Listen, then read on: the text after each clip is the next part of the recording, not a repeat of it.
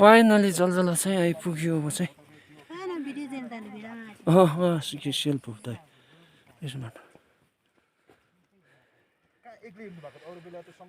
जलजला आइपुग्यो है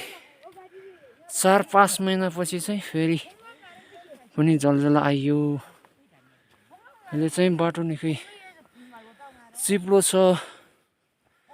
ड्रप जमेर चाहिँ अप्ठ्यारो बाटो छ अहिले चाहिँ वाह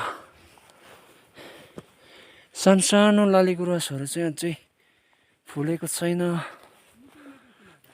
यस्तो सानसानो लालीगुराँसहरू चाहिँ फुल्यो भने चाहिँ मजाको देखिन्छ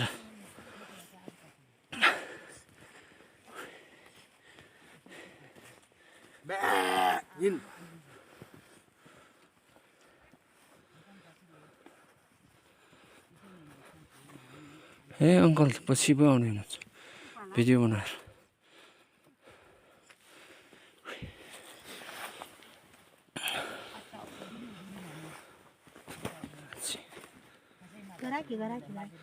नानी के बोल्छ भन यो चाहिँ लालीगुराँस पहिला चाहिँ फुल्ने बेला यस्तो दामी देखिन्छु आमा जानेछ है हेर वाह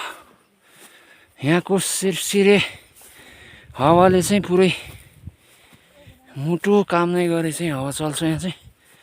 वाह